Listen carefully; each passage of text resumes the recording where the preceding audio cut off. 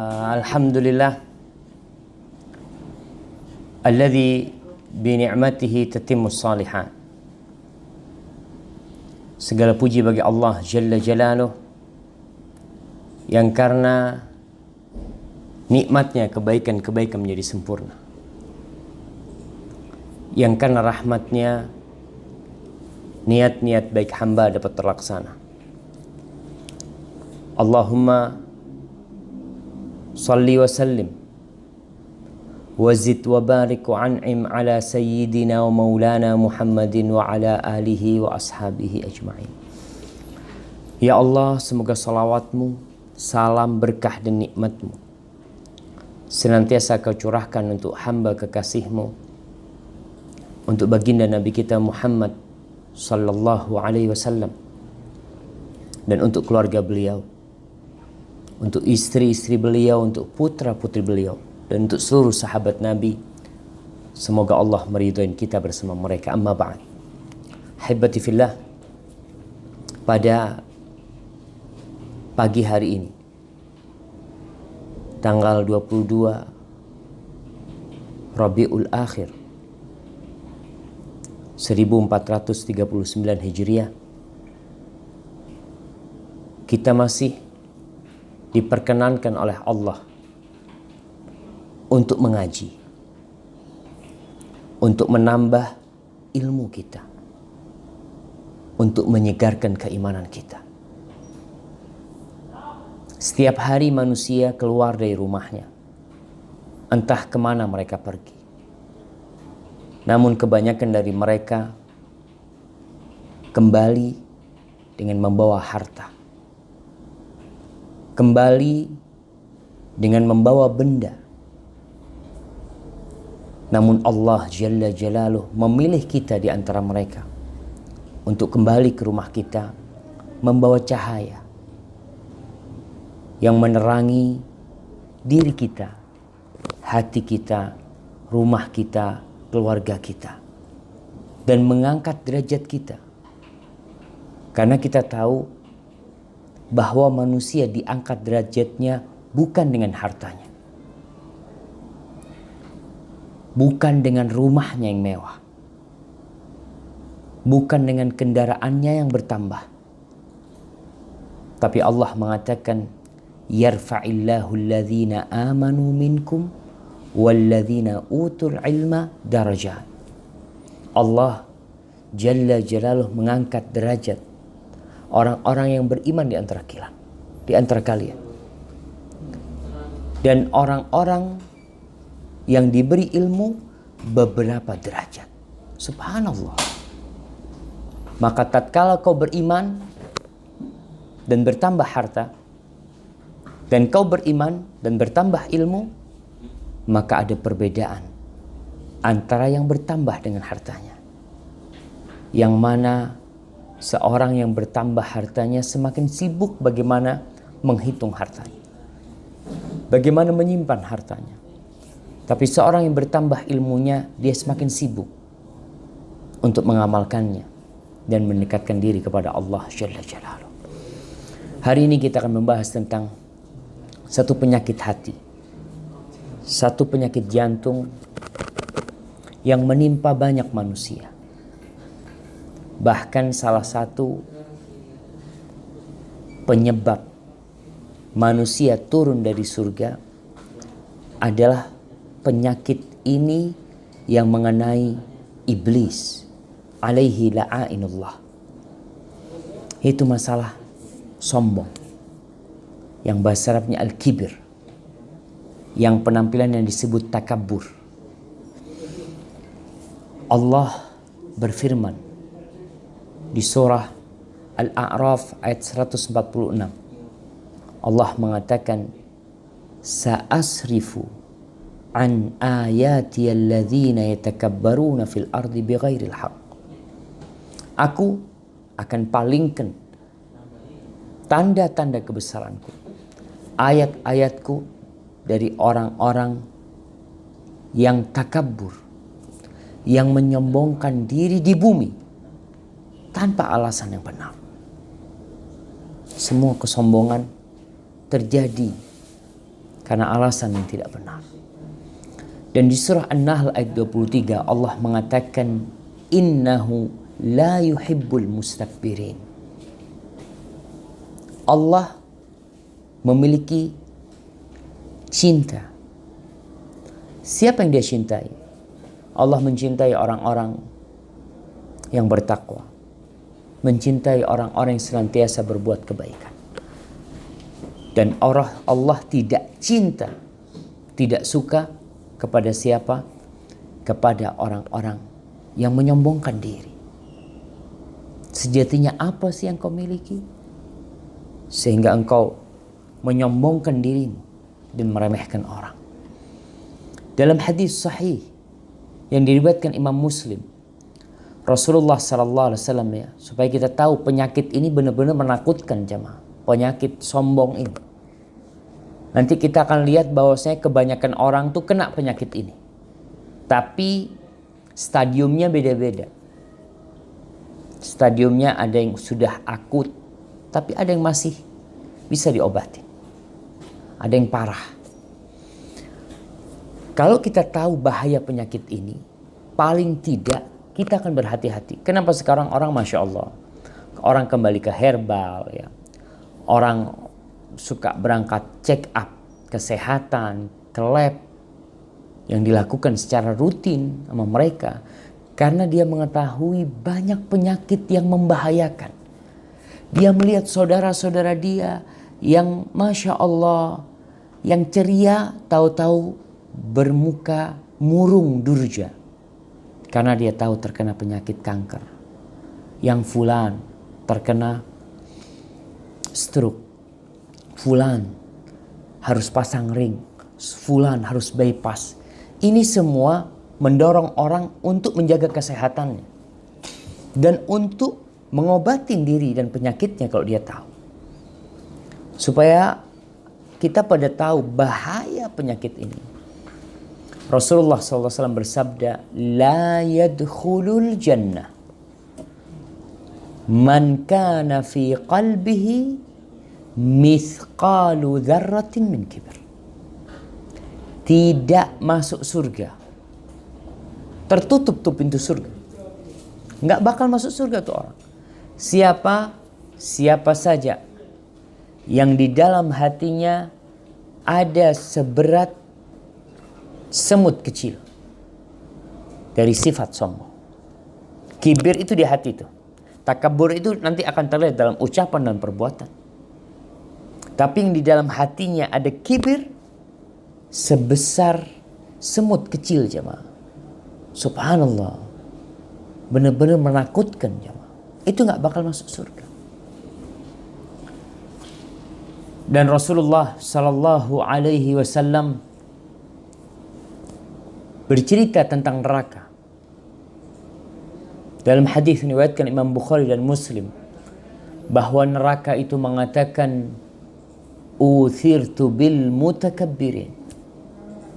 Aku memang diperuntukkan. Untuk siapa? Untuk orang-orang yang sombong.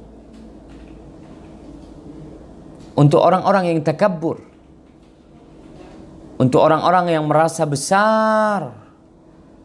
Menolak kebenaran, meremehkan orang. Itu neraka diperuntukkan bagi mereka. Sedangkan surga diperuntukkan orang-orang fakir, orang-orang yang tawadhu, orang-orang yang merendahkan diri, yang mudah menerima kebenaran dan mengamalkannya.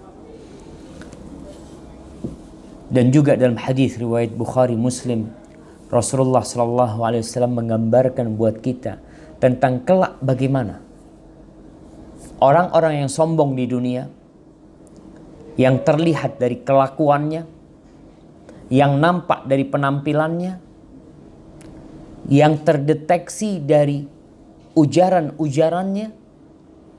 Rasulullah SAW mengatakan, yuhsyarul jabbarun wal mutakabbirun yaumal qiyamati fi surati dzar yata'uhumun nas lihawanihim 'ala Allah azza wa jalla. Na'udzubillah min dzalik. para pemimpin-pemimpin, para penguasa-penguasa yang jahat, yang zalim, yang menindas, dan orang-orang yang sombong pada hari kiamat, mereka akan dihimpun, dikumpulkan nanti, semua akan dibangkitkan dari kuburnya. Mereka berjalan mengikuti seorang yang ditugaskan untuk mengumpulkan mereka, semua dari berbagai penjuru dunia, semua dari tempat pekuburannya. Itu dikumpulkan mereka, dan semuanya dihimpun sesuai dengan amal perbuatan. Bagaimana dengan orang-orang yang sombong? Mereka akan dihimpun pada hari itu, dikumpulkan pada hari itu dalam wujud dzar, besarnya sebesar semut, semut yang kecil. Yata'uhumun nas, mereka diinjak-injak oleh manusia. Mereka diinjak-injak oleh manusia. Bayangkan. Dan orang nggak ada urusan menginjak-injak mereka. Dan di dunia ini kita bisa melihat apabila ada peristiwa yang menakutkan, terkadang mereka keluar untuk menyelamatkan diri mereka, menginjak-injak orang lain yang terjatuh tanpa mereka memikirkan hal itu. Itu terjadi di dunia ini. Bagaimana kelak di akhirat orang lebih tidak peduli lagi. Kenapa mereka diinjak-injak? Lihawanihim 'ala Allah azza wajalla, karena hinanya mereka di sisi Allah. Orang-orang yang sombong Allah nggak melihat mereka. Sufyan ibn Uyainah rahmatullah alaih mengatakan tentang penyakit ini loh, penyakit sombong ini. Dia mengatakan, man kanat ma'siyatuhu fi syahwa farjulahu taubah. Kalau engkau melihat orang yang penyimpangannya, kemaksiatannya itu dalam urusan syahwat, maka haraplah, kau masih bisa berharap kepada Allah, orang ini insya Allah kembali kepada Allah. Karena biasanya orang itu tahu kalau dia melakukan dosa. Apa yang dijadikan dasar oleh Sufyan bin Uyainah? Dia mengatakan, fa inna Adam alaihissalam asa mushtahiyan faghufira lahu. Sesungguhnya Nabi Adam alaihissalam, dosa dia di surga itu syahwat. Dia ingin makan. Dilarang makan, dia makan. Karena nafsu yang mendorong dia untuk memakan buah itu. Faghufira lahu. Lalu Allah ampuni dosanya. Karena Adam tahu dia melakukan dosa. Dan dia pun menyadari kesalahan dia. Sehingga Nabi Adam alaihissalam mengatakan, Rabbana zalamna anfusana wa illam taghfir lana wa tarhamna lanakunanna minal khasirin. Ya Allah, kami menzalimi diri kami, ya Allah. Kalau engkau tidak mengampuni kami, mengasihi kami, kami kelak akan menjadi orang-orang yang merugi. Allah ampuni Nabi Adam. Fa idza kanat ma'siyatuhu min kibir. Tapi kalau kemaksiatannya itu karena dorongan sombong, karena sifat sombong yang ada pada dirinya, fakhsha alaihi la'nah. Kau perlu khawatir orang ini akan terlaknat. Kenapa? Fa inna iblis asa mustakbiran falu'in. Karena iblis melakukan kemaksiatan itu didasari kesombongan dia. Tatkala dia mengatakan, qala ana khairun minhu, aku lebih baik dari dia. Aku lebih baik dari dia, dari Adam alaihissalam. Maka akhirnya iblis hidup dalam laknat Allah. Maka kita perlu sadar, sebagaimana kita suka ke lab mengecek kondisi tubuh kita, maka kita perlu melihat kemaksiatan kita nih karena syahwat atau karena sombong. Orang kalau sombong susah dikasih tahu, merasa benar. Di dalam hadis yang diriwayatkan Imam Bukhari dan Muslim, Rasulullah sallallahu alaihi wasallam mengatakan, "Man jarra thawbahu khuyala lam yanzurillah ilaihi yaumal qiyamah." Barang siapa yang menyeret pakaiannya karena sombong, ini disebut isbal, menutup mata kakinya karena sombong bagi kaum lelaki, lam yanzurillah ilaihi yaumal qiyamah. Allah tidak akan melihat kepada dia pada hari kiamat. Mendengar ucapan ini tentang isbal, sebagian orang apa yang komentar apa yang akan keluar dari dia? Kadangkala dia spontanitas mengatakan, aku nggak sombong, aku memanjangkan pakaianku nggak sombong. Dia merasa nggak sombong. Kita lihat Abu Bakar As-Siddiq ketika mendengarkan hadis ini, bahwa Allah Jalla Jalaluh tidak memandang kepada orang yang menyeret pakaiannya karena sombong. Abu Bakar langsung bertanya, ya Rasulullah, inna ahada syiqqai izari la yastarkhi. Wahai Rasul sallallahu alaihi wasallam, salah satu bagian sarungku ini kadang-kala melorot sarungnya Abu Bakar Siddiq. Salah satu artinya kan kadang-kala, apalagi dulu sarung itu tidak dijahit tengah. Sarung itu seperti sarung orang yang pakai ihram. Kayak gitu tuh kira-kira. Jadi kadang-kala melorot. Abu Bakar mengatakan ikut. Illa an ata'ahad dzalika min, kecuali aku terus perbaikin. Nanti melorot aku perbaikin lagi. Jadi ketika melorot itu akhirnya sampai menyeret, menutup mata kaki. Apa kata Rasul sallallahu alaihi wasallam? Lasta mimman yasna'uhu khuyala. Engkau wahai Abu Bakar bukan orang yang melakukan itu karena sombong. Antum bisa lihat, Abu Bakar tidak menyucikan diri. Tidak serta-merta mengatakan, oh itu kan sombong Rasul. Aku nggak sombong. Enggak. Abu Bakar takut, maka dia melaporkan kepada Rasul SAW. Jangan sampai dia termasuk melakukan itu karena kesombongan. Jamaah rahimakumullah, ketahuilah bahwa al-kibir, sombong ini adalah akhlak, adalah sifat, adalah karakter batin. Dari sana akan muncul perbuatan-perbuatan yang itu buah sifat sombong. Maka akan nampak di wajahnya, mungkin dia berjalan dengan mendongak,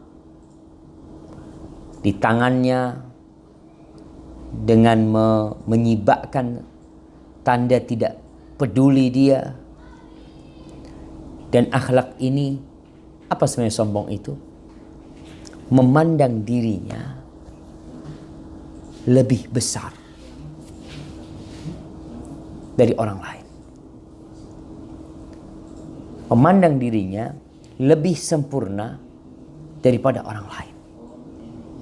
Merasa kalau dia itu lebih baik daripada orang lain. Jadi ada pihak kedua. Di sini para ulama menjelaskan ya.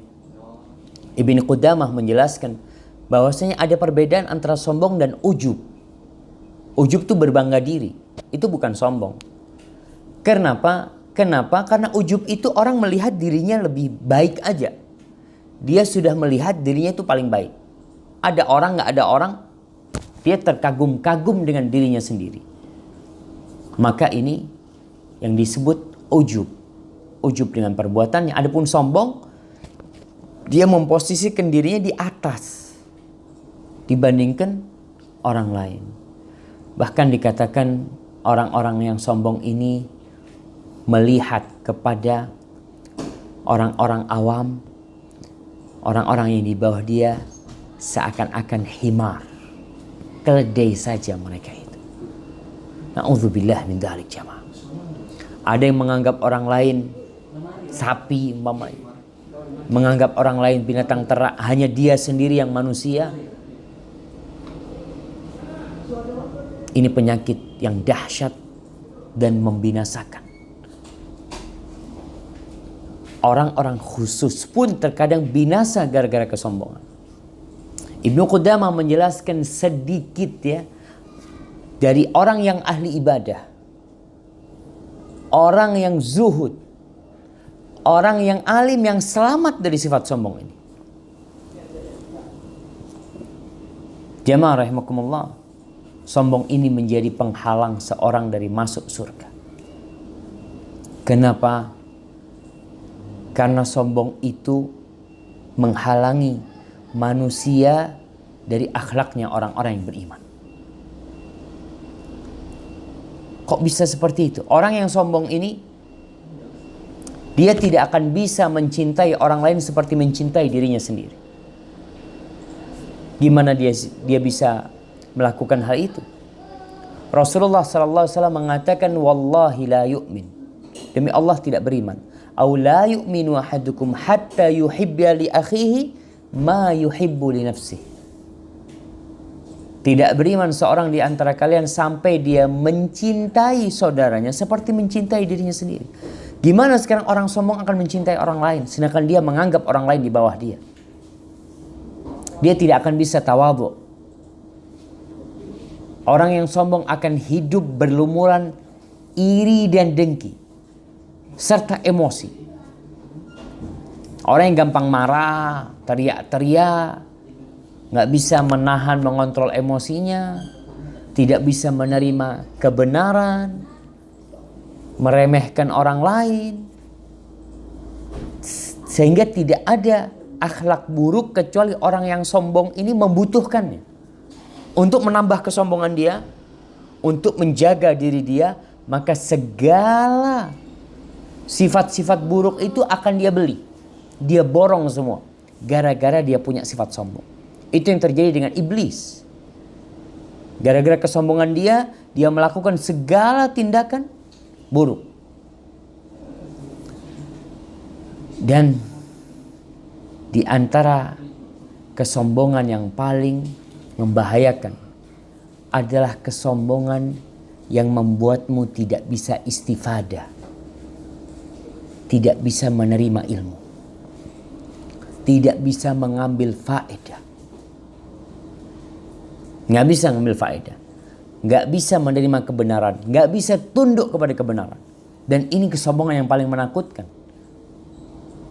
Tatkala ada orang yang menegurmu, menyampaikan kesalahan yang terjadi, mengkritikmu, lalu dirimu tidak bisa menerima hal itu, ini bahaya banget. Antum lihat bagaimana Abu Jahal. Kenapa dia tidak masuk Islam? Apakah dia tidak kenal dengan kejujuran Rasulullah SAW? Tahu banget Abu Bakar Siddiq, tahu banget Abu Jahal. Dia mengetahui Nabi SAW karena Nabi hidup bersama mereka. Dia tahu bahwa Rasulullah SAW tidak pernah berdusta, tidak pernah berbohong. Dia tahu bahwa Nabi SAW bukan penyihir, bukan orang gila. Tahu. Tapi apa yang menyebabkan Abu Jahal tidak masuk Islam? Dia karena sombong. Tadi menolak kebenaran tersebut. Fir'aun, kenapa dia tidak mau tunduk kepada Nabi Musa alaihissalam? Sedangkan Fir'aun sudah mendatangkan penyihir-penyihir. Dan dia tahu, didatangkan penyihir-penyihir yang paling ahli se-Mesir. Fir'aun hadir, orang-orang hadir untuk menyaksikan pertandingan antara Nabi Musa alaihissalam dan penyihir-penyihir. Ketika para penyihir itu melemparkan tongkat-tongkatnya, tali-talinya, kemudian orang-orang tersihir, mereka seakan-akan melihat tongkat itu ular. Mereka memandang tali itu ular yang bergerak-gerak. Padahal tali itu tetap tali dan tongkat itu tidak berubah menjadi ular. Tapi mata manusia disihir. Kemudian Nabi Musa melemparkan tongkatnya. Dan dimakan semua tuh hasil sihir dari penyihir-penyihir. Apa yang terjadi dengan penyihir? Qalu amanna birabbil alamin. Mereka mengatakan kita beriman dengan Rabbul Alamin. Kita beriman dengan Tuhannya Nabi Musa dan Nabi Harun. Mereka beriman seketika. Ketika mereka melihat kebenaran. Karena tidak ada kesombongan di diri mereka. Allah mudahkan baginya hidayah. Bagaimana dengan Fir'aun? Padahal dia yang memfasilitasi pertandingan itu. Dan dia tahu bahwasanya tukang sihirnya kalah. Dimakan semua sama tongkatnya Nabi Musa. Fir'aun nggak bisa akhirnya. Allah mengatakan di surat An-Naml ayat 14 ini tentang orang-orang yang menentang kebenaran padahal dia yakin itu kebenaran. Allah mengatakan wajahadu biha wastaiqanatha anfusuhum zulman wa ulwa. Mereka menentangnya padahal jiwa mereka meyakini kalau itu kebenaran. Apa yang menyebabkan mereka menolak dan menentang kebenaran? Zulman wa ulwa. Karena kezaliman dan kesombongan mereka. Maka jamaah, kita perlu melihat. Jangan-jangan banyak kebenaran yang kita tolak karena kita nggak tahu. Karena kesombongan. Kita tahu itu benar. Kita tidak ingin dilihat orang kalau kita kalah. Seperti Fir'aun tidak ingin dilihat kalau dia kalah. Padahal tukang sihirnya sudah beriman. Di surah Al-Mu'minun ayat 47 Allah menceritakan tentang dalih yang digunakan oleh orang-orang kafir ketika menentang para nabi. Apa kata mereka? Faqalu anu'minu li basyaraini mithlana. Apakah kita akan beriman dengan dua manusia yang seperti kita? Masa kita beriman sama dia? Dan sampai hari ini masih menjadi dalih bagi orang menolak kebenaran. Dengan mengatakan, antum tahu apa? Anti ngerti apa? Anti sama kita. Nggak lebih baik dari kita. Masa kita harus ikutin anti? Mereka mengatakan di surah Ibrahim ayat 10, in antum illa basyarun mithluna. Kalian ini adalah manusia seperti kita. Kenapa kita harus ikutin kalian? Jamaah rahimakumullah. Itulah kesombongan yang paling berbahaya. Ketika seorang tidak bisa mendapatkan faedah dari ilmu yang disampaikan, ustadz menyampaikan dari awal sampai akhir, dia nggak bisa dapat faedah. Kebenaran yang disampaikan ditolak, dia tidak tunduk kepadanya. Oleh karena itu Rasulullah Sallallahu Alaihi Wasallam ketika ada seorang sahabat yang berkata, ya Rasulullah, inna ahadana yuhibbu an yakuna na'luhu hasanan wa libasuhu hasanan. Wahai Rasul SAW, sebagian di antara kita itu suka pakai baju yang bagus, suka pakai sandal yang bagus. Apakah itu nggak masuk sombong Rasul SAW? Ketika orang pakai jam yang mahal, ketika orang pakai mobil yang mewah, pakai jas yang branded, pakai kacamata, yang jangan ditanya harganya.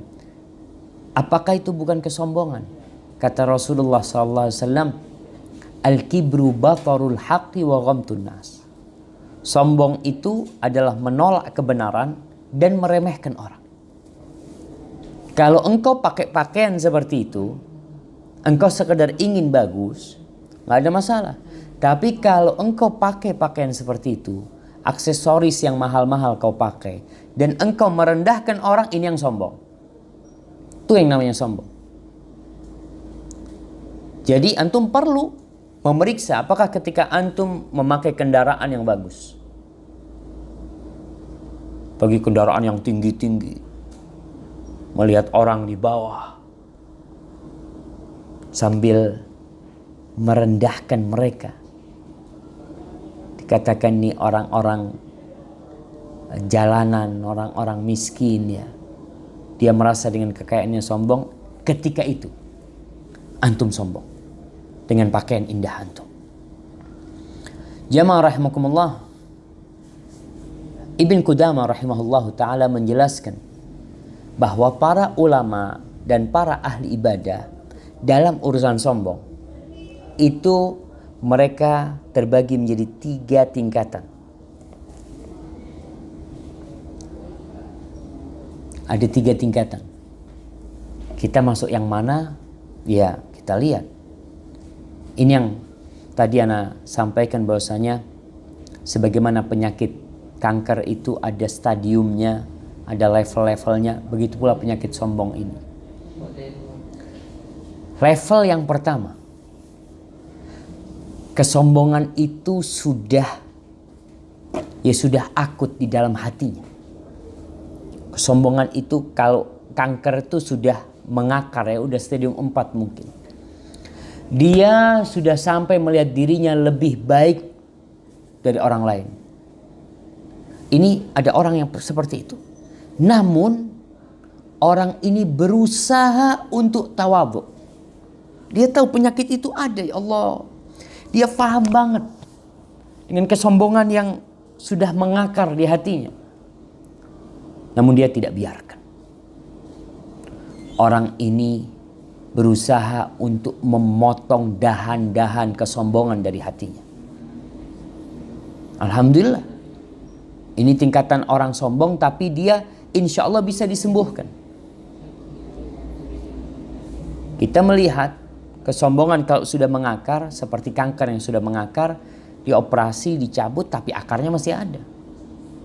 Bagaimana membersihkan akarnya? Ya dengan kemoterapi atau dengan apa? Ini tingkatan yang pertama. Yang kedua, ini level yang kedua. Kelihatan buat antum dari perbuatan dia. Dia tuh meninggikan dirinya di majelis-majelis. Ingin selalu ke depan, ingin selalu tampil.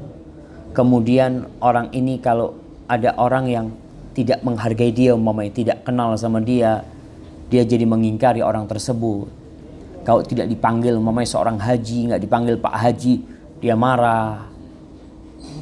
Kalau dia orang yang alim, umpamanya ini orang alim, tapi dia memalingkan pipinya kepada orang.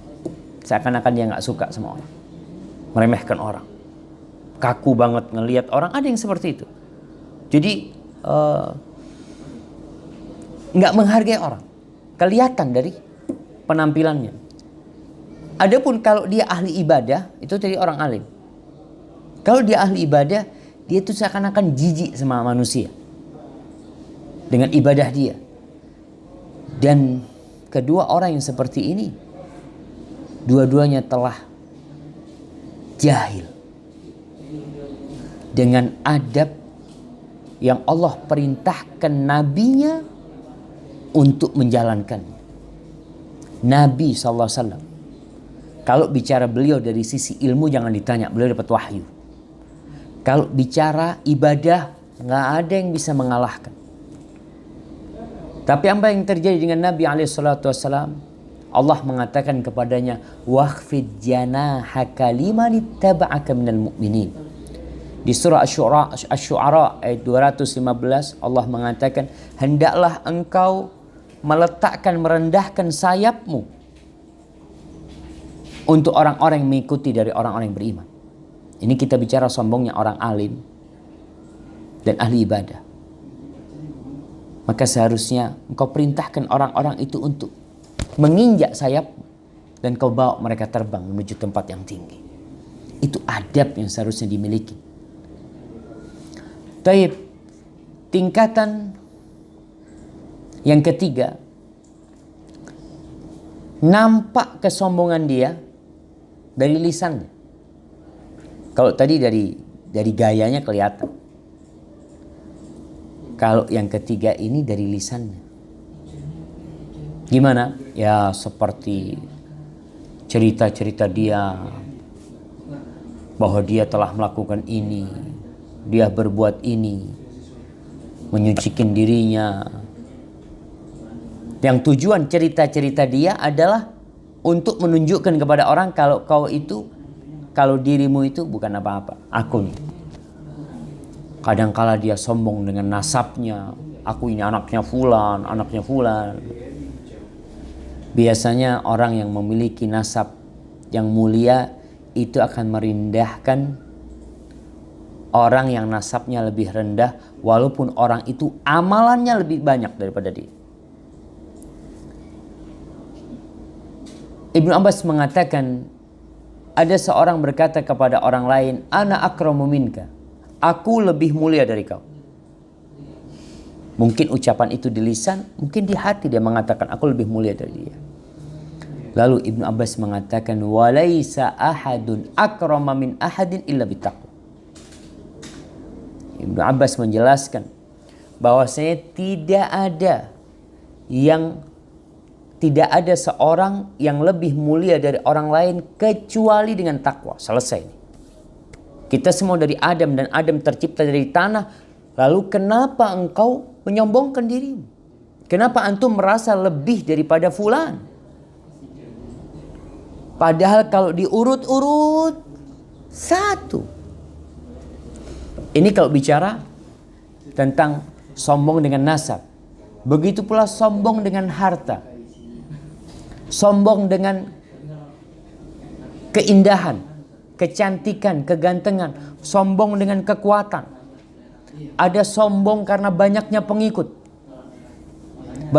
Paling banyak followernya umpamanya. Paling banyak yang ikutin dia. Ini terjadi kadang-kala orang sombong gara-gara banyak pengikutnya. Banyak lagi model-model kesombongan manusia. Adapun kesombongan dengan harta, ini banyak terjadi di antara raja dan para pedagang, para pengusaha.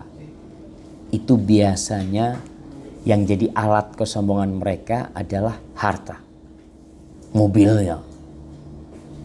Kadang-kadang kala bingung, ada orang punya mobil 50 mobil. 50 mobil. Berarti kalau dia memakainya tiap hari satu mobil, baru ketemu sama mobil dia setelah 50 hari. Ini yang terjadi, kesombongan dengan harta. Biasanya di antara orang-orang kaya memang. Adapun kesombongan dengan keindahan, kecantikan, kegantengan, ini lebih banyak di antara perempuan. Perempuan itu sering membanding-bandingkan diri. Dia melihat wajahnya dengan perawatan, melihat hidungnya, melihat bulu matanya, melihat alisnya, melihat bibirnya, melihat lesung pipinya. Dia merasa fulana gak punya lesung pipi. Fulana bulu matanya tidak lentik. Fulana alisnya kayak alisnya Pak Sakera. Ada orang yang alisnya seperti bulan sabit atau apa yang biasa. Ini biasa terjadi di antara perempuan yang menyebabkan dia merendahkan orang lain, mencela orang lain, plus ghibah. Biasanya kayak gitu. Orang ghibah ini bisa dilihat lah. Orang-orang ghibah biasanya dia itu merasa lebih baik dari orang itu. Sehingga dia ghibahin tuh orang. Ana ahsan minhu, ana khairun minhu. Akhirnya seperti ucapan iblis nanti. Menyebutkan kekurangan-kekurangan dia. Karena apa? Karena dia merasa lebih baik daripada tuh orang. Maka hati-hati, babnya ini di tadi yang kita sebutkan bahwasanya kesombongan ini melahirkan akhlak-akhlak buruk yang lainnya. Mau nggak mau akan ikut dengan kesombongan dia itu sendiri. Adapun kesombongan dengan follower. Kalau sekarang kan follower bisa ngelihat dari medsosnya. Follower bisa dilihat dari kajiannya, Masya Allah. Yang hadir sampai kehujanan. Yang hadir sampai nggak dapat tempat. Ya iya nggak dapat tempat lah. Orang masjidnya kecil. Mungkin. Coba masjidnya besar. masjidnya seperti Masjidil Haram umpamanya, ya kelihatan sedikit, tapi ini terjadi. Ada orang yang sombong karena banyaknya pengikutnya.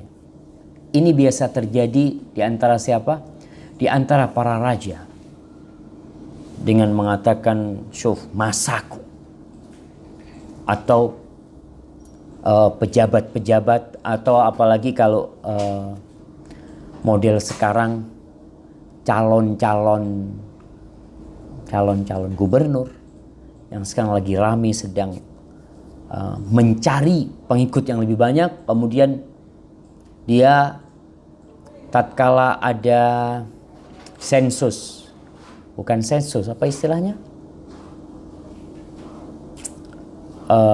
dari badan statistik mungkin saya menyebutkan, oh suaranya fulan lebih banyak, pendukung fulan lebih banyak, ini itu. Kau ketika membusungkan dadamu nih, pengikutku lebih banyak.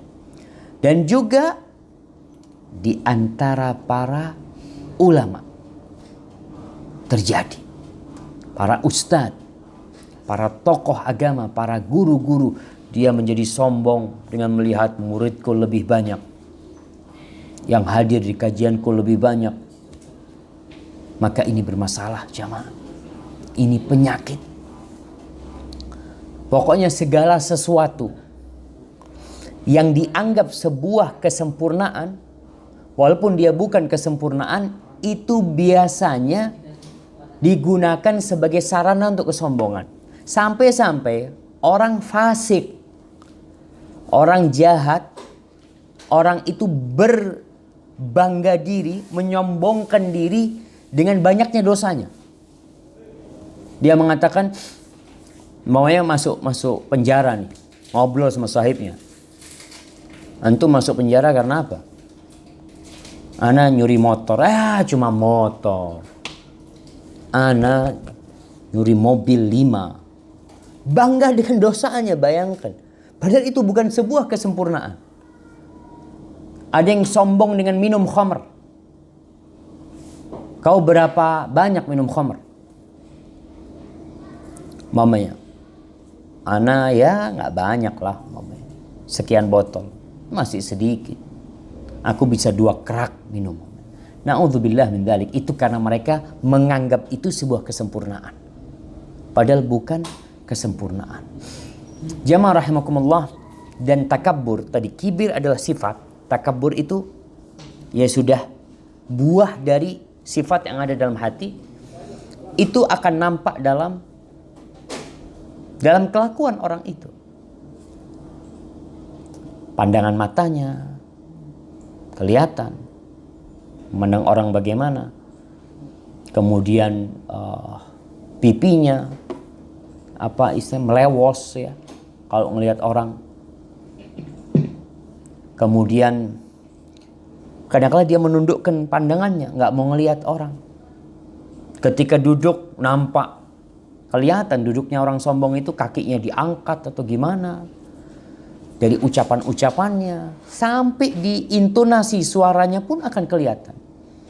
Bagaimana dia mengeluarkan kata-katanya dan juga kelihatan di jalannya.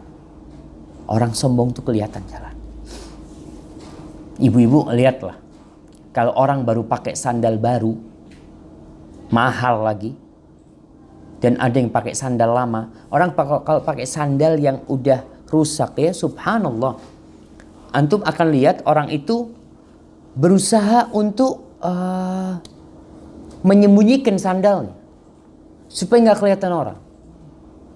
Tapi kalau dia pakai sandal yang bagus dan dia ingin menunjukkan, dia itu jalan seakan-akan kakinya ingin diangkat.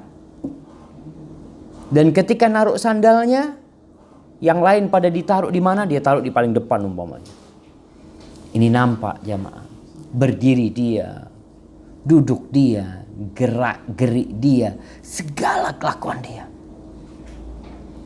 Jamaah rahimakumullah, di antara bentuk kesombongan yang disebutkan oleh Ibn Qudamah rahmatullah alaih dalam kitabnya Mukhtasar Minhajil Qasidin adalah orang yang ingin orang lain berdiri untuk dia. Berdiri ketika dia datang umpamanya. Beda kalau berdiri untuk menyambut, memang untuk menyalami. Ini enggak, hanya sekedar berdiri. Ya, semuanya berdiri. Jalan dia umpamanya. Enggak, Rasulullah SAW enggak suka. Bayangkan Nabi alaihi salatu wassalam, beliau manusia yang paling mulia. Beliau manusia yang paling dicintai Allah. Beliau manusia yang paling berjasa. Beliau manusia yang paling indah dalam kehidupan ini. Ketika beliau datang, beliau enggak minta para sahabatnya untuk berdiri. Enggak. Kecuali dalam kondisi memang untuk menyambut. Ini perlu diperhatikan. Jangan sampai kita punya keinginan seperti itu. Jadi kalau kita datang, kita kepingin orang-orang pada berdiri semua buat kita. Enggak. Kemudian di antara bentuk kesombongan juga atau takabur, dia kalau jalan mesti ingin diikutin orang. Dia atau ada yang jagain dia terus semuanya. Kemudian tidak mau mengunjungi orang-orang.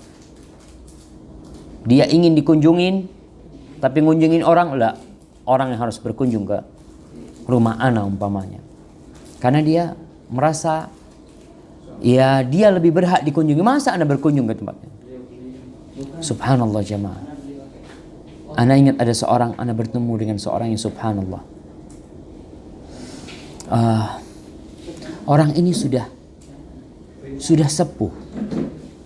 50 ke atas, mungkin hampir 60 orang itu. Dia berjumpa sama ana di pesawat. Dia cium tangan ana. Ana sampai bingung. Jangan ana ngomong. Lalu dia cerita. Ustaz, ana ini alhamdulillah Ustaz. Dapat hidayah Ustaznya. Dia orang Jember. Dia mengatakan alhamdulillah Ustaz, ana jadi pulang sebulan 3 kali. Sebulan 3 kali dia pulang dari Jakarta ke Jember. Ana punya ibu tinggal di Jember. Ana bawa ke Jakarta nggak mau. Ana dengar ceramah Ustaz tentang bagaimana berbakti dengan seorang ibu. Akhirnya ana berusaha untuk pulang. Tiap 10 hari ana pulang. Jumpain ibu ana. Dan subhanallah. Ketika ana turun dari pesawat. Dia, ini orang, kalau ana katakan dia pejabat. Dia Masya Allah orangnya. Dia bawain tas, ana enggak Ustaz. Ana bawain tas. Ana sampai enggak enak banget sama tuh orang. Lalu dia ngomong, Ustaz nanti ana mau berkunjung ke rumah Ustaz. Ana ngomong, enggak, biar ana yang berkunjung. Karena dia orang sudah sepuh, udah tua dia. Kata dia, enggak Ustaz, ana yang mau berkunjung ke rumah Ustaz. Subhanallah jemaah. Ini orang-orang yang tawadhu ya. Tadi dikatakan oleh Ibnu Qudamah, salah satu bentuk sombong itu, orang ini enggak mau ngunjungin orang, tapi dia minta orang ngunjungin dia. Kalian yang harus datang ngunjungin aku. Ini bentuk kesombongan. Kemudian di antara bentuk sifat sombong juga ya, dia nggak ingin orang lain duduk di samping dia. Menjauh. Kalau ada orang duduk di samping dia, dia jaga jarak, kesanaan dikit lah umpamanya. Nggak mau berjalan sama orang. Karena melihat orang ini, dilihat pakaiannya mungkin compang-camping, dilihat sedangkan dia pakai jas, pakai apa, mungkin dia nampak orang yang terhormat. Lalu ketika ada yang mendekatin dia, orang dengan pakaian yang kurang bagus, dia menjauh dari dia. Subhanallah. Anas bin Malik radhiyallahu anhu meriwayatkan, kanatil amatu min ahli Madinah la ta'khudhu biyadi Rasulillah sallallahu alaihi wasallam fatantaliq bihi fi hajati. Itu ada budak perempuan di masa Nabi SAW yang dia ambil tangannya Nabi SAW ya. Dia minta Nabi mengurusi urusan dia. Dan Nabi jalan sama dia. Mengurusin urusan dia. Sallallahu alaihi wasallam. Beliau tidak memandang ini orang budak atau gimana. Bahkan ketika subhanallah, Allahumma ighfir lana dzunubana. Di Masjid Nabawi itu ada wanita hitam yang biasa bersih-bersih masjid. Ketika meninggal dunia, para sahabat memandang wanita ini ya biasa aja, nggak perlulah kita bangunin Nabi karena meninggalnya di malam hari. sallallahu alaihi wasallam. Mereka tidak mau membangunkan Nabi alaihi salatu wasallam untuk urusan itu perempuan. Para sahabat meremehkan. Setelah dapat beberapa hari Nabi tanya, mana perempuan yang biasa bersih-bersih di masjid? Matat ya Rasulullah. Meninggal ya Rasulullah. Nabi mengatakan kepada mereka, halla adzantumunani. Kenapa kalian nggak ngasih tahu aku? Kenapa kalian nggak ngasih tahu aku? Padahal dia seorang budak biasa gitu. Marbot masjid lah kalau sekarang. Yang dipandang oleh orang kerjaan yang remeh oleh mereka. Rasulullah SAW mengatakan, halla adzantumunani. Kenapa kalian tidak ngasih tahu aku? Dulluni ala qabriha. Tunjukkan aku di mana kuburnya. Beliau datang ke kuburannya dan mensolati wanita itu di atas kuburannya. Ini tawadhu. Ibn Wahab menceritakan, jalastu ila Abdul Aziz bin Abi Rawat. Suatu hari aku duduk bersama Abdul Aziz bin Abi Rawat, salah seorang alim ulama. Wa inna fakhidi la tamassu fakhidahu. Aku karena duduk itu dekat, artinya dia berdekatan duduk sama Abdul Aziz bin Wahab ini sampai pahanya nempel ke pahanya. Karena duduknya berdekatan. Fanahaitu nafsi anhu. Akhirnya aku karena nggak enak ya sama dia, aku jauhkan diriku dari dia sedikit.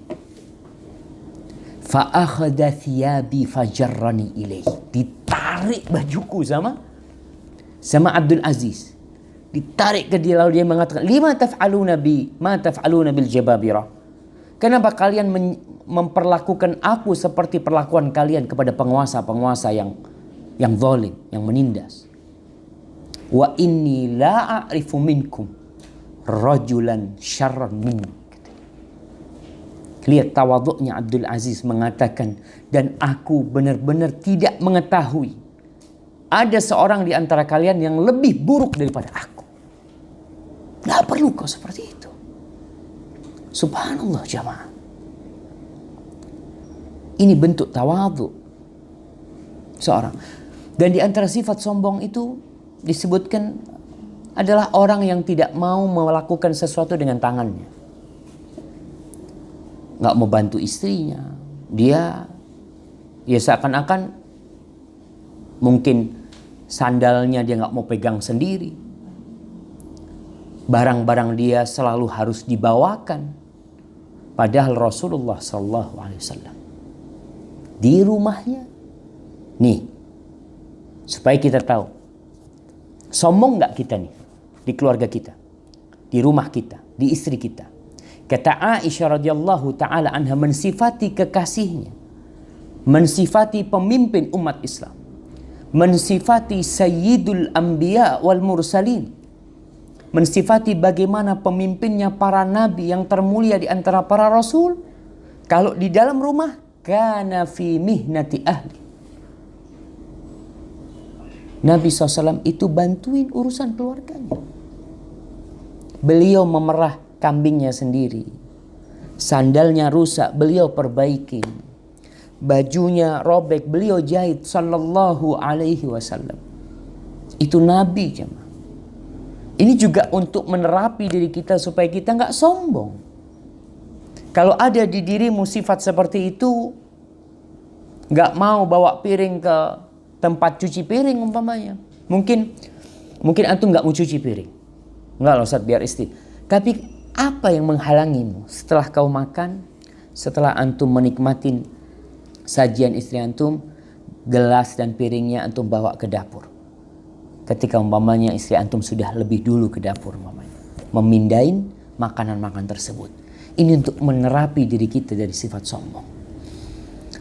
Kemudian termasuk sifat sombong tadi, ada orang yang tidak mau bawa barangnya sendiri. Barang dia bawa ke rumah nggak mau.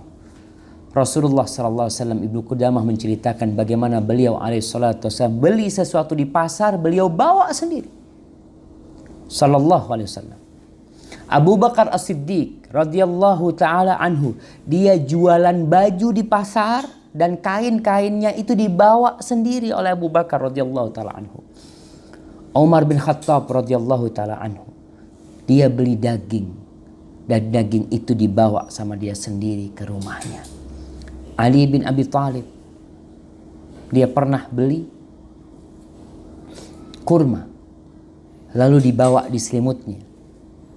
Ada orang yang menawarkan diri, ahmilu anka, biar aku yang bawain. Qala la, kata Ali, enggak. Abul Iyal ahaqqu an yahmil. Bapaknya anak-anak lebih pantas untuk bawa barang-barang buat anak-anaknya, buat keluarganya. Subhanallah. Seperti itu mereka mendidik diri mereka menghindari sifat sombong tersebut. Karena berat orang yang terkena penyakit sombong ini. Abu Hurairah radhiyallahu taala anhu suatu hari dia beli kayu bakar di pasar. Padahal pada waktu itu beliau menjadi penggantinya Marwan, khalifahnya Marwan ibn Hakam. Dia bawa sendiri. Ketika ada orang, cuma dia karena harus bawa kayu itu takut terkena orang yang di depannya, dia mengatakan ausi'it tariq di Amirul Mukminin, tolong jalannya diluasin buat pemimpin kalian, kata dia. Tapi dia dibawakan nggak mau. Subhanallah jamaah. Maka kita perlu untuk membiasakan diri kita membawa barang kita sendiri yang bawa, membantu keluarga kita. Walaupun engkau seorang wanita nyonya di rumah, punya pembantu banyak yang hanya kerjanya nunjuk, itu bawa, itu pindah ke sana. Anti perlu membiasakan diri anti mengatakan kepada pembantu anti, biar ana yang bawa, engkau kerjakan yang lain. Ikut duduk sama mereka. Rasulullah SAW mengajarkan bagaimana kalau kita makan yang dimasak oleh pembantu kita, berikan makanan kepada mereka. Ajak makan bersama. Ajak makan bersama. Jangan sampai pembantu-pembantu hanya mendapatkan sisa makanan. Tapi seharusnya kalau memang mereka nggak mau, malu untuk makan bersama, karena kadangkala makan bersama akhirnya jadi kagok dia. Makannya jadi sedikit. Padahal sebenarnya makannya banyak. Karena diajak makan bersama akhirnya makannya sedikit. Kalau memang seperti itu, paling nggak antum bisa ambilkan piring yang banyak buat dia, fadhal. Buat kau, silahkan mau makan di mana. Ketika makan bersama umpamanya dengan dengan supir, dengan pembantu di restoran, kalau bisa dudukkan dia. Jangan duduk di sana, duduk di sini, bareng sama kita. Ini untuk melatih diri kita menghindari dari sifat sombong ini jamaah. Jadi bagaimana kita selain kiat-kiat yang tadi disebutkan, apa saja cara mengobatin sombong? Sifatnya ini supaya hilang. Ibnu Qudamah rahimahullahu ta'ala, beliau menjelaskan bahwasanya kesombongan adalah penyakit yang membinasakan. Dan mengobatinya adalah fardu ain, adalah wajib bagi setiap orang untuk mengobatinya. Dan beliau menyebutkan bahwasanya ada 2 makom dalam mengobatinya. Yang pertama adalah dengan mencabut akar dari kesombongan ini dan memangkas pohon-pohonnya. Kadang-kala kita lihat pohon yang besar, mencabutnya susah, harus dipangkas dulu. Setelah itu baru dicabut. Pohon yang di muka bumi kita lihat susah mencabutnya kadang-kala apabila dia sudah besar. Sehingga orang itu harus menggali akarnya, apabila sudah masuk menjulang ke dalam semakin parah. Namun insya Allah bisa dilakukan. Dengan cara apa? Beliau mengatakan bi an ya'rifal insanu nafsahu wa ya'rif rabbahu. Adalah dengan cara manusia ini mengenali dirinya dan mengenali Tuhannya. Jadi untuk mengobatin kesombongan, antum perlu mengenali diri antum dan mengenali Rabb yang menciptakan kita, yang memiliki alam semesta ini. Sesungguhnya seorang hamba, apabila dia mengenali dirinya dengan ilmu yang sebenarnya, ya'rif nafsahu haqqal ma'rifah, dia punya makrifat tentang dirinya, pengetahuan tentang dirinya yang Masya Allah, maka dia akan tahu bahwa dia adalah makhluk yang paling rendah. Cukup buat dia melihat asal penciptaan. Dia dahulu tidak ada. Kita dulu nggak ada nih.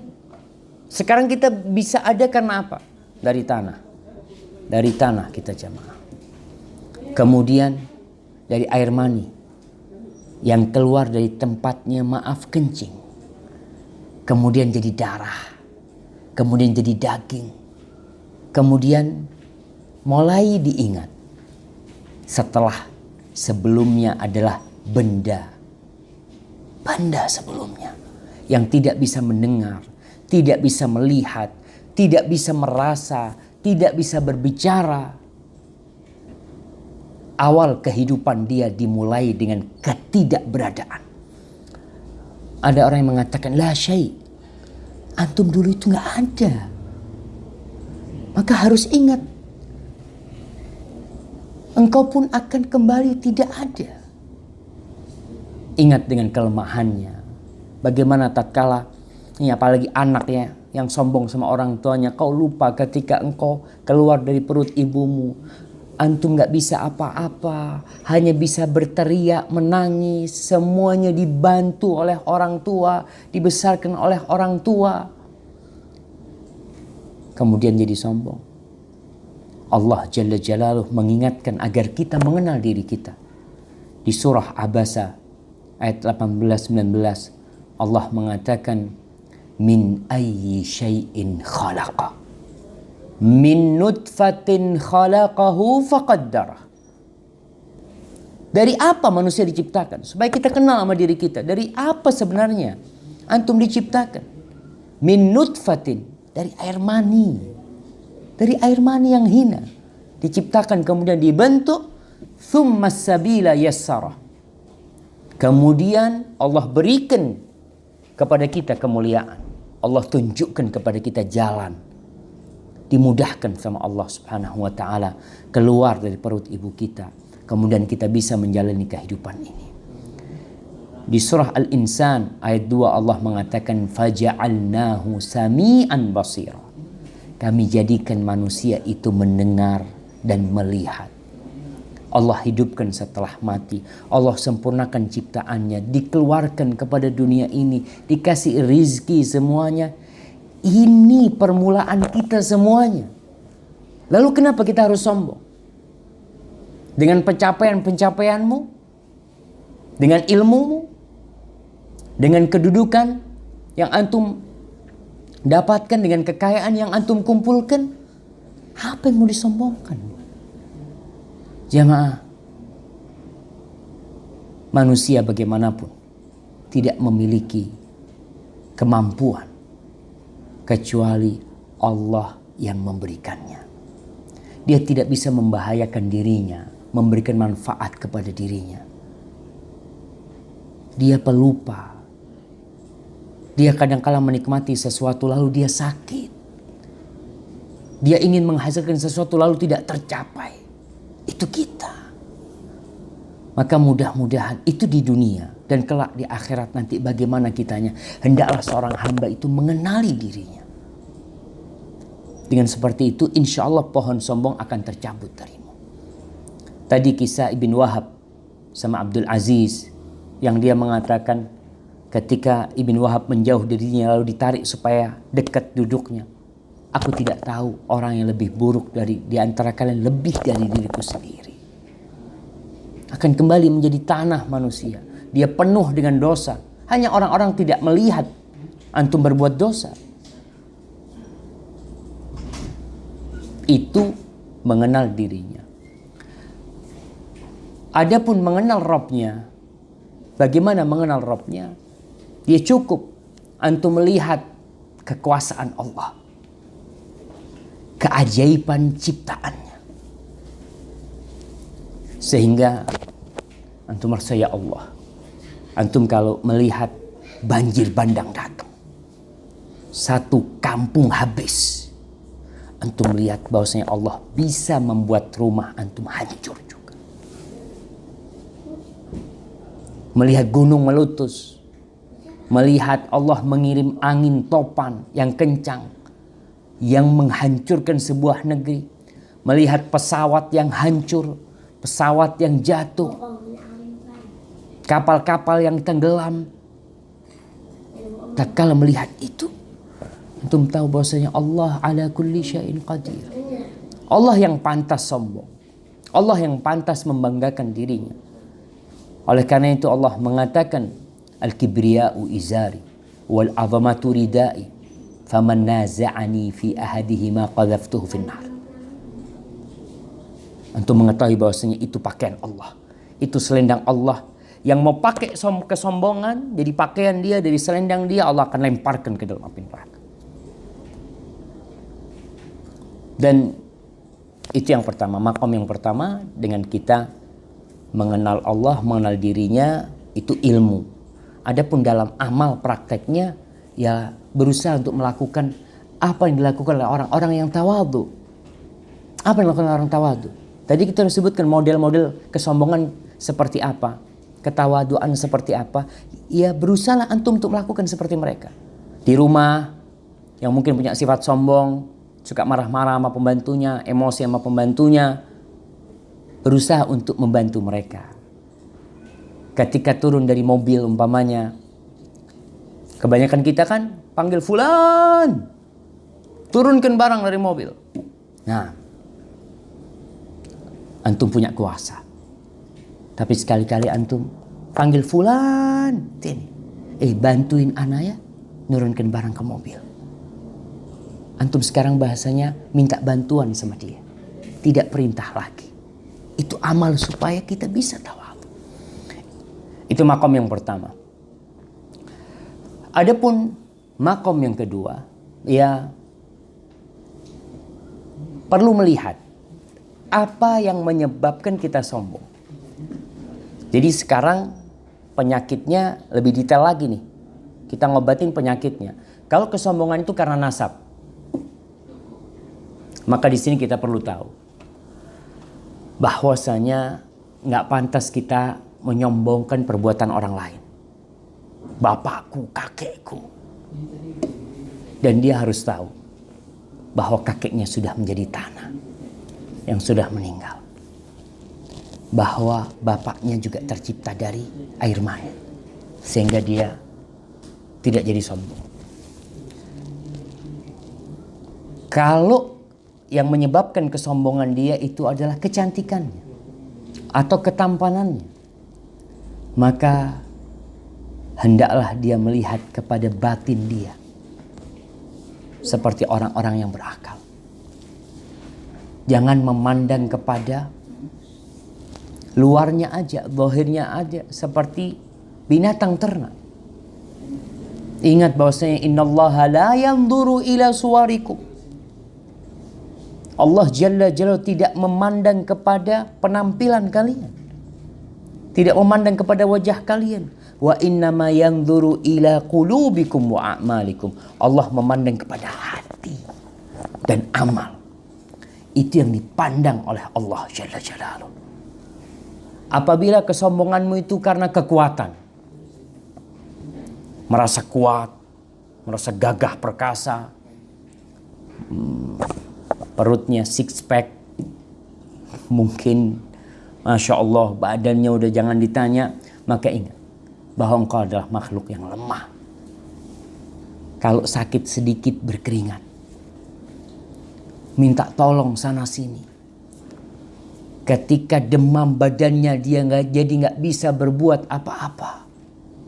Andai kata ada duri yang masuk ke kakinya, kadangkala dia meminta bantuan orang lain supaya dikeluarkan karena dia sendiri tidak bisa. Andai kata ada binatang yang masuk ke telinganya, apa yang dilakukan? Dengan kekuatan dia, dia membutuhkan pertolongan orang lain. Datang ke dokter, dokternya kurus, Masya Allah. Diperiksa, dikeluarkan, itu binatang dari telinganya. Supaya antum tahu, gak sombong dengan kekuatan antum. Kalau yang menyebabkan antum sombong itu kekayaan, maka antum coba lihat orang-orang Yahudi. Ternyata banyak yang lebih kaya dari antum. Maka buat apa engkau membanggakan sesuatu yang dimiliki oleh orang-orang Yahudi? Oleh orang-orang kafir yang memiliki Masya Allah kekayaan yang luar biasa. Kekayaan yang bisa dicuri oleh pencuri kapan dia mau. Kekayaan yang bisa Allah musnahkan kapan Allah mau. Dan orangnya akan menjadi orang yang rendah. Allah bisa jadikan antum bangkrut. Bisa semua itu. Lalu kenapa harus sombong dengan harta itu? Dan barang siapa yang sombong karena ilmu. Karena ilmu yang dia miliki. Karena kecerdasan yang Allah berikan kepada dia. Karena hafalan Qur'annya, karena hafalan hadisnya, karena kepiawaian dia menyampaikan dia sombong. Maka ketahuilah bahwa orang yang berilmu semakin berat bagi dia menghadapi Allah nantinya. Karena hujjah Allah sudah ditegakkan kepadamu. Kau harus menanti sesuatu yang bakal mengancammu. Karena sekali lagi, orang yang alim tidak sama dengan orang yang jahil. Kemudian seharusnya orang-orang yang mengenal Allah malah jadi tawadhu. Allah cinta kepada orang-orang yang tawadhu. Yang terakhir, ada seorang yang memberikan nasihat kepada orang-orang yang hendak sombong. Tawadhu takun kan najmi laha linadhirin ala safahatil ma wa huwa rafi' wa la takun kaddukhan ya'lu bi nafsihi ala tabaqati al-ma'i ala tabaqatil jawi wa huwa wadhi'. Tawadhu'lah, bertawadhu, berendah dirilah kau. Engkau akan menjadi seperti bintang di langit yang tinggi sana. Tapi bintang itu kelihatan di mana? Kelihatan di air. Di malam hari, ketika kita melihat air yang punya kolam, matikan lampu di rumahnya, antum bisa ngelihat ada bintang di air. Padahal dia ada di atas sana. Atau sekarang bisa dilihat di tempat kajian di rumahnya, bisa melihat pantulan lampu di atas keramik atau marmer. Antum bisa ngelihat seakan-akan ada lampu di bawah, padahal dia di atas sana. Begitulah orang yang tawadhu. Walaupun dia ada di bawah, tetap diangkat. Man tawadhu'a lillahi rafa'ah. Barang siapa yang tawadhu karena Allah akan diangkat, bukan malah dia akan rendah.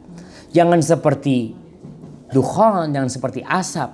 Orang-orang sombong itu seperti asap. Yang dia membanggakan dirinya, menaikkan dirinya, asap itu naik. Dari mana asap itu? Tuh di bawah tuh, kau lihat. Antum bisa ngelihat ketika ada perapian, kemudian keluar asap dari sini, asap ini tempatnya asap. Walaupun dia naik ke atas, di sini tempatmu. Semoga Allah SWT membimbing kita untuk menjadi hamba yang tawadhu. Karena kita semua mengetahui gak masuk surga orang yang di hatinya ada seberat semut dari kesombongan. Hadza wallahu a'lam bishawab. Itu yang mungkin bisa kita kaji pada kesempatan kali ini. Mungkin kita masuk ke sesi tanya jawab.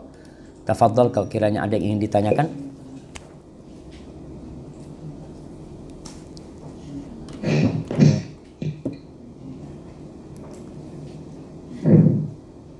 Assalamualaikum Ustaz. Waalaikumsalam warahmatullahi wabarakatuh. Apakah teman yang sombong itu termasuk teman yang buruk Ustaz?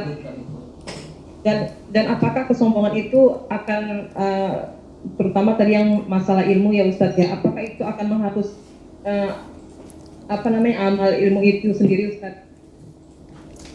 Iya. Subhanallah, ini ada dua pertanyaan. Yang pertama tentang apakah teman yang sombong teman yang buruk? Ya jelaslah. Kalau kita disuruh cari teman yang baik, tadi kita udah sampaikan, kesombongan ini memaksa orang itu untuk berakhlak buruk. Semua keburukan dia ambil gara-gara kesombongan dia. Dia akan iri, dia akan dengki, dia akan menolak kebenaran, dia akan mencaci, dia akan memaki karena kesombongan yang ada pada diri. Jadi ini termasuk sumber keburukan. Kalau punya teman yang sombong, jangan sampai kita. Kecuali kita sedang memperbaiki teman kita yang sombong. Enggak Ustaz, ana memang lagi dekat sama dia dengan harapan dia bisa berubah. Bukan anti yang berubah. Jadi ikut sombong nantinya. Karena kan teman baik dan teman buruk mempengaruhi. Adapun berkaitan apakah kesombongan itu akan menggugurkan amalannya. Ilmu yang dimiliki orang yang berilmu umpamanya. Nggak masuk surga jangan. Orang yang di hatinya ada kesombongan. Kemudian kalau bicara tentang amalan dia. Bagaimana dengan amalan dia Ustaz? Apakah akan gugur? Itu bukan ujub tadi. Tapi bisa jadi nanti mungkin kita akan kasih pembahasan tentang masalah ujub ya. Karena ujub ini akan menggugurkan amal. Ketika dia merasa bangga dengan amalannya, ini aku yang mengamalkan. Aku bisa seperti ini karena aku adalah orang-orang yang baik. Itu bisa gugur semua amalannya. Jadi kalau ujub itu kebanggaan dia dengan dirinya sendiri tanpa ada orang lain. Kalau sombong kan ada lawannya gitu. Kiranya seperti itu. Hadza wallahu a'lam bissawab. Nah. Titipan lagi Ustaz, menyambung pertanyaan tadi. Apakah cukup dengan kita tahu bahwa itu salah ya sifat sombong? Apakah cukup dengan kita beristighfar Ustaz sehingga amal tadi supaya bisa diterima Ustaz? Barakallahu fiik. Iya, bagaimana yang kita udah punya sifat sombong, kita harus diobatin. Tadi ucapan Ibnu Qudamah mengatakan wa ilajuhu fardun ain, dan ngobatin sombong itu fardu ain. Berkaitan dengan kesombongan kita perlu istighfar. Ya Allah, tatkala penyakit itu datang, kita beristighfar kepada Allah, kita berdoa semoga dijauhkan dari sifat-sifat buruk. Minta kepada Allah, Allahumma ati nafsi taqwaha wa zakkiha anta khairu man zakkaha anta waliyuha wa maulaha. Segala doa-doa untuk memperbaiki akhlak kita minta sama Allah.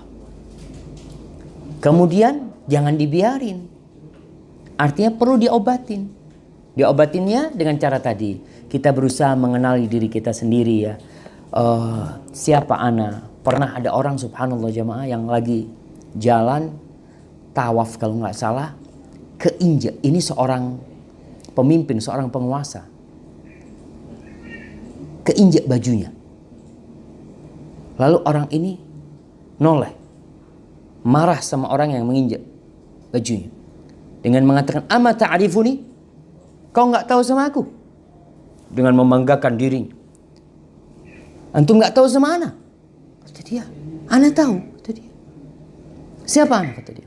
Antum adalah orang yang awal diciptakan dari air mani yang terpancarkan. Dan nanti akan mati menjadi bangkai dimakan sama tanah. Dan dalam hidup antum membawa kotoran di perutnya. Itu kau. Apa kata orang ini? Nah, al-an araftani. Kalau gitu kau kenal sama aku. Subhanallah jamaah. Memang itulah manusia. Jadi kalau tadi dikatakan apakah cukup dengan istighfar, kita terus istighfar, kita terus taubat, lalu kita memperbaiki diri kita. Kalau kesombongan itu membuat kita mencaci maki orang, maka kita perlu datang kepada dia.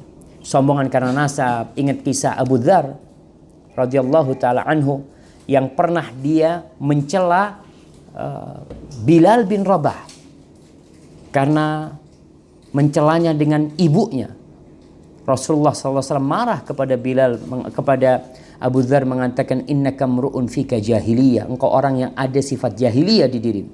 Ada karakter jahiliyah di dirimu.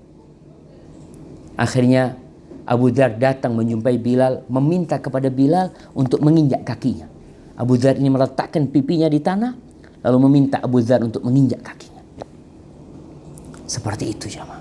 Artinya ada tergantung bentuk kesombongan kita itu sampai seperti apa.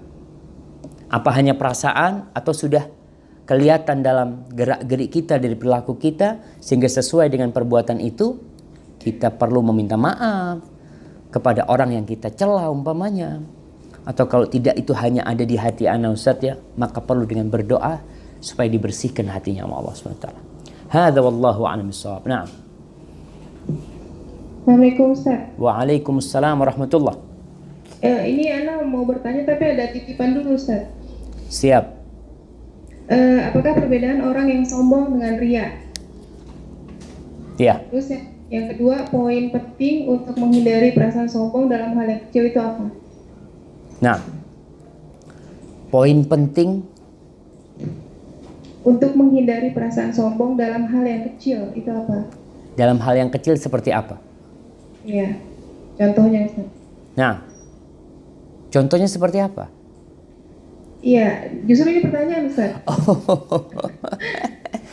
Nah, iya berkaitan dengan yang pertama tadi. Apa yang pertama? Sampai lupa aja mah. Perbedaan antara sombong dengan ria. Nah, soalnya ana mikir jawaban yang kedua itu apa gitu loh. Akhirnya yang pertama jadi lupa. Nah, jadi pertanyaan pertama tadi mengenai apa perbedaan sombong dengan ria, beda banget kan. Kalau sombong itu menolak kebenaran dan meremehkan orang. Kalau ria ingin dipuji orang, dia tidak meremehkan orang itu. Bahkan bisa jadi orang ini orang yang hina sebenarnya di masyarakat, tapi dia kepingin ria, kepingin dilihat sama orang itu. Itu perbedaan antara sombong sama ria. Jadi kalau ria ingin dilihat orang, ingin disanjung orang, walaupun orang yang dia anggap itu ya mungkin anti sholat di masjid, anti ngelihat orang-orang di sebelah itu orang-orang biasa, anti melaksanakan ibadah untuk dilihat sama mereka, itu ria. Adapun sombong udah kita bahas tadi bahwasanya merendahkan orang, merasa dirinya lebih baik dari orang lain. Poin penting tentang bagaimana menghindari riya dalam hal-hal yang kecil, sombong ya, menghindari sombong dalam hal-hal yang kecil ya. Ya ini pertanyaan yang indah sekali karena kadangkala kita sombong dan perkara yang kecil. Umpamanya melihat fulan ngaji salah-salah ngajinya. Lalu kita mengatakan, oh fulan mah memang nggak tahu apa-apa. Umpamanya seperti itu. Fulan mah memang salah, ini kayaknya didikan orang tuanya yang nggak benar. Ketika ada perasaan seperti itu di diri kita, bagaimana mengobatinya? Maka kita harus tahu dengan diri kita, siapa kita. Dan siapa Rabb kita. Itu yang jadi poin penting tadi yang kita sampaikan. Ketika seorang, kalau kesombongannya karena ilmu, maka katakan kepada dirimu, mungkin orang ini masuk surga lebih dulu dari aku. Mungkin dia dengan bacaannya yang salah-salah dapat pahala double dari Allah karena keikhlasannya. Mungkin akhirnya aku gara-gara kesombonganku akhirnya aku tidak masuk surga. Sehingga hadis Nabi SAW, la yadkhul jannah man kana fi qalbi mithqala dzarratin min kibir, itu senantiasa seharusnya ada di depan kita. Tidak masuk surga orang yang di hatinya ada seberat biji sawi dari kesombongan. Tidak masuk surga. Sehingga hadis ini kalau kita ingat, kita tidak akan sombong dalam hal-hal yang remeh, dalam hal-hal yang kecil ya.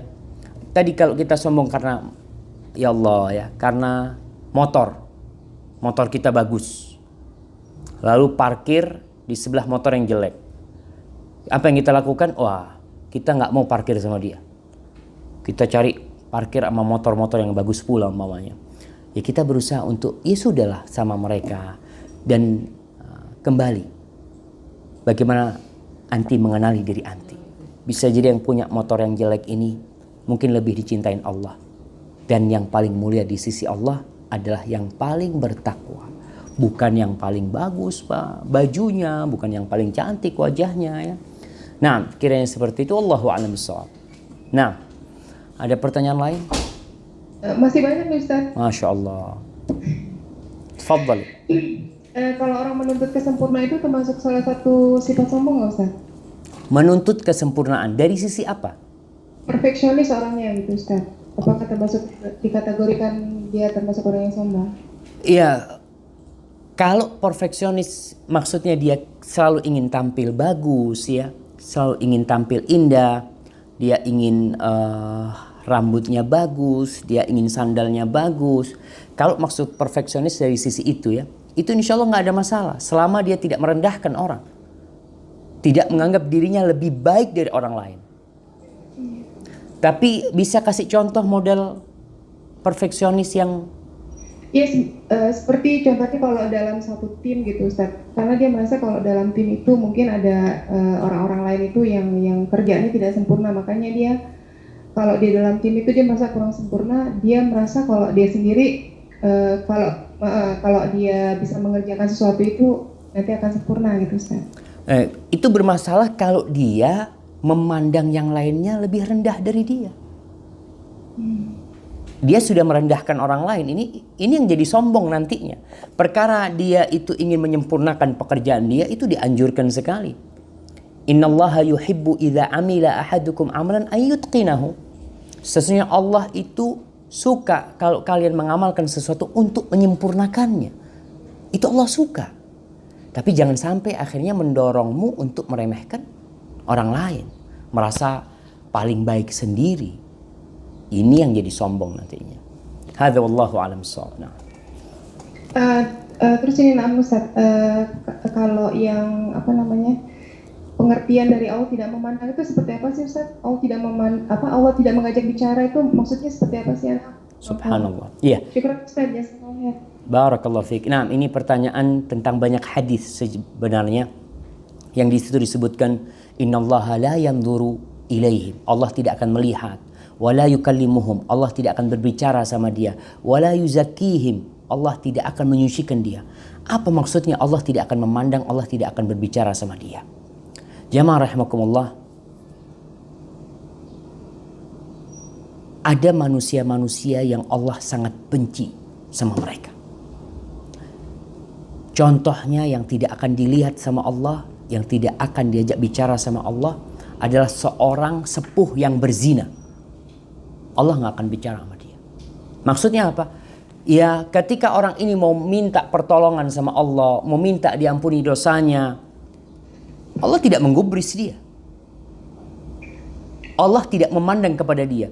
Di dalam dunia ini ada orang yang nggak dipandang, artinya diremehkan orang itu. Jadi orang itu benar-benar orang hina sehingga tidak ada ampunan buat dia, tidak ada maaf buat dia. Mana tempat dia? Neraka. Tapi kalau Allah mau berbicara denganmu, Rasulullah SAW menceritakan bagaimana tatkala Allah berbicara dengan salah seorang pendosa. Pendosa nih melakukan dosa, Allah ajak bicara dia, Allah tunjukkan dosa-dosa dia, lalu orang ini ketakutan. Artinya tatkala dia diajak bicara sama Allah, dia bisa minta sama Allah. Tatkala Allah memandang dia, dia bisa meminta simpati Allah buat dia dan kasih sayangnya. Tapi kalau nggak dilihat, nggak diajak bicara, maka azab yang pedih. Wala yuzakim, nggak akan dibersihkan dosa-dosa. Jadi maksudnya seperti itu, benar-benar tidak dipandang sama Allah, tidak diajak bicara pada hari kiamat nanti di padang mahsyar, ketika orang pada persidangan jamaah. Semuanya ketika itu mengharapkan kasih sayang Allah, mengharapkan ampunan Allah. Hadza wallahu a'lam bissawab. Jamaah. Assalamualaikum Ustaz. Waalaikumsalam warahmatullahi. Masih ada? Ada Ustaz. Nah, tafadhali. Gini Ustaz, bagaimana cara kita menghadapi pemimpin yang sombong sehingga menzalimi? Kebetulan ini sedang kami hadapi setingkat RW sih Pak Ustaz. Nah, jadi bagaimana cara kami untuk merespon atau menghadapi beliau? Siap, barakallahu fiik. Ana rasa ini jadi pertanyaan terakhir jamaah. Kita akan lanjutkan pada acara lain tentang pertanyaan-pertanyaan yang berkaitan dengan bab ini. Bagaimana menghadapi pemimpin, atasan yang zalim, yang sombong, bagaimana sikap kita? Allah mengatakan kepada nabinya, idfa billati hiya ahsan.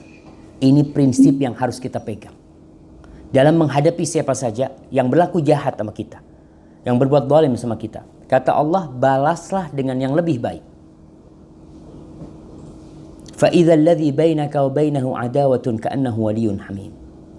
Yang permusuhan terjadi antara kita sama dia itu bisa jadi hilang, berubah jadi persahabatan yang indah.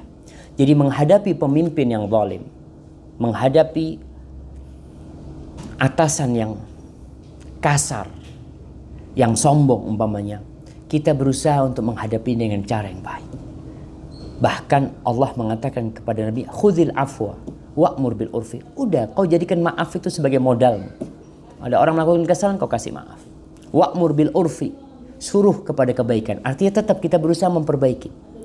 Namun salah satu caranya tadi, kita kalau udah baik sama nih orang ini membolimi, orang ini mencaci, kita kasih senyum, kita berikan kepada dia hadiah, kita berikan kepada dia, kita kirim makanan kepada dia. Insya Allah kalau masih ada kebaikan di diri orang itu, lama-kelamaan dia akan baik. Hadza wallahu a'lam bishawab. Sambil didoain tuh. Dan biasanya pemimpin itu sesuai dengan tingkah laku rakyatnya. Maka kita perlu memperbaiki diri kita. Kenapa kok aku dapat pemimpin kayak gini ya? Yang sana dapat pemimpin baik-baik, yang aku kok kasar gini. Mungkin kita punya salah sama Allah, kita perlu memperbaiki diri. Hadza wallahu a'lam bishawab ya. Itu mungkin yang bisa kita kaji pada kesempatan kali ini. Semoga bermanfaat buat kita semua, mendorong kita untuk bisa tawadhu, menghargai orang lain, tidak membanggakan dirinya, tidak merasa lebih baik, dan ingat, inna akramakum indallahi atqakum. Yang paling mulia di antara kalian adalah yang paling bertakwa kepada Allah. Sampai berjumpa kembali. Wassalamualaikum warahmatullahi wabarakatuh.